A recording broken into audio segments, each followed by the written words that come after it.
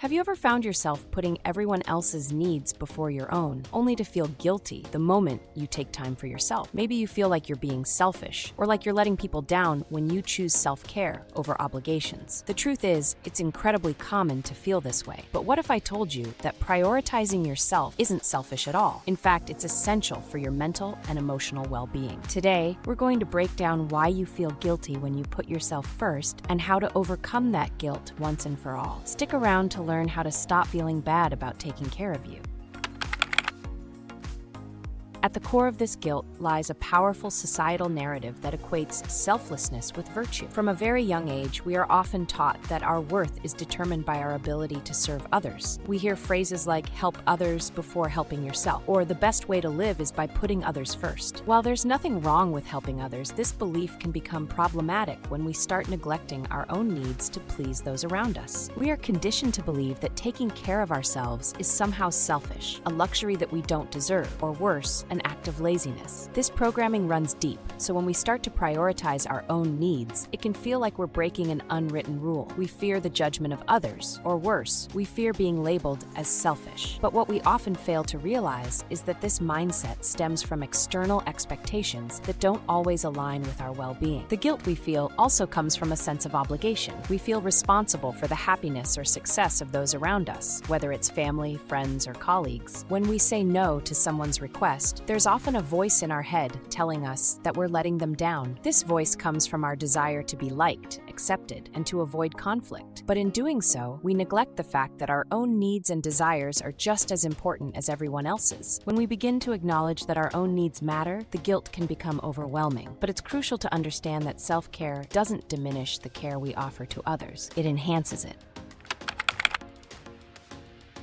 It's easy to convince ourselves that constantly putting others first is noble. After all, who doesn't want to be seen as generous, compassionate, and reliable? But what happens when we sacrifice ourselves over and over again? The answer isn't pretty. Over time, constant self-sacrifice can lead to feelings of burnout, anxiety, and even resentment. You might start to feel like you're running on empty, as though you're giving so much of yourself that there's nothing left for you. It's as though you're constantly giving from an empty cup, and that can take a huge toll on your mental, emotional, and physical health. When we pour all our energy into others, we forget about the simple truth. We can't keep giving if we don't replenish ourselves. Think of it like a bank account. Every time you take care of yourself, whether that's getting enough rest, eating well, or doing something that brings you joy, you're making a deposit into your emotional bank account. But if you constantly neglect yourself, you're making withdrawals without depositing anything back. Eventually, your account will be empty and you'll have nothing left to give. That's when resentment starts to build. You might feel frustrated because, despite your efforts, no one seems to appreciate everything you do. The truth is, people can only receive what you have to give, and if you're drained, what you offer will be far less effective. It's also worth noting that constant self-sacrifice can lead to feelings of unfulfillment. You might find yourself wondering, why does everyone else seem happy while I'm exhausted and unappreciated? The problem lies not in your efforts, but in the imbalance. When you're constantly focused on others, you lose touch with your own passions, desires, and needs. This creates a cycle of dissatisfaction that can be hard to break. And that's where the guilt comes in. It feels like you should be happy because you've given so much of yourself, but the reality is you're neglecting the most important person, you. Quick reminder, if you're enjoying this so far, don't forget to like this video and subscribe for more tips on living your best life. It only takes a second, and it really helps out the channel.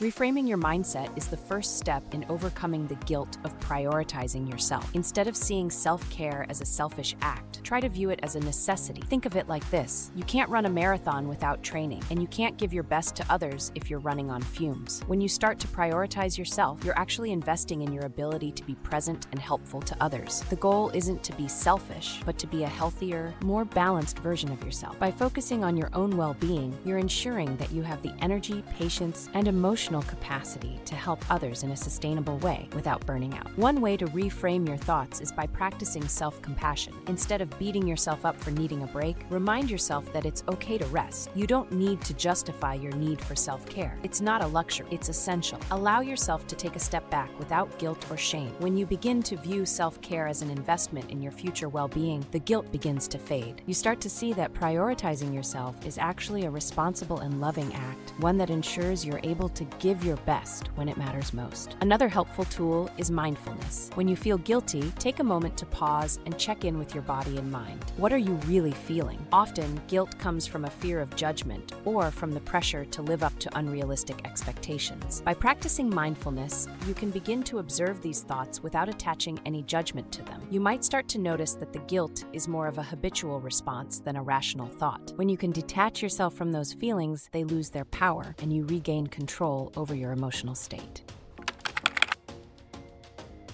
Now that we've explored why you feel guilty and how to reframe your mindset, let's dive into some practical ways to begin prioritizing yourself guilt-free. First, it's essential to set clear boundaries. Learning to say no is a vital skill when it comes to taking care of yourself. It's not about being unkind or avoiding responsibilities. It's about respecting your own limits. Saying no is actually an act of self-respect, and it protects your energy. When you're always saying yes to others, you're saying no to yourself, and eventually, that takes a toll. Start small. Practice saying no in low-stakes situations and build up your confidence over time. Another practical tip is scheduling self-care into your day. Prioritize activities that nurture your mind and body. Whether it's a few minutes of meditation, a walk outside, or just a cup of coffee in silence, these small moments can help recharge your batteries. By making self-care a routine, it becomes easier to prioritize yourself without feeling guilty. Think of it like brushing your teeth. It's something you have to do for your well-being, not a luxury. You should also work on delegating tasks. It can be tempting to try and do everything on your own, but learning to ask for help is crucial. Whether it's at home, at work, or in your personal life, don't hesitate to ask for support when you need it. Delegating doesn't make you less capable. It makes you smarter and more efficient. And remember, it's okay to lean on others. They want to help you too, and that's a sign of strength, not weakness. Lastly, surrounding yourself with people who support your self-care is essential. If you're surrounded by people who constantly ask for favors or expect you to sacrifice your time for them, it's time to set new boundaries. You deserve to be in relationships where mutual respect and care are at the forefront. Spend time with people who understand that you need to take care of yourself and encourage you to do so. When you surround yourself with positive, supportive individuals, it makes it easier to let go of guilt and put yourself first. Prioritizing yourself isn't selfish, it's necessary. You can't keep giving to others if you're not taking care of yourself first. Overcoming guilt takes time and practice, but by reframing your mindset and making small changes to your routine, you'll find it easier to put your well-being at the top of your list. So next time you feel guilty for taking time for yourself, remember, self-care is an act of love, not selfishness. You deserve it, and it benefits everyone around you. If you found this video helpful, be sure to like and subscribe so you don't miss out on more ways to live a healthier, happier life. Thanks for watching.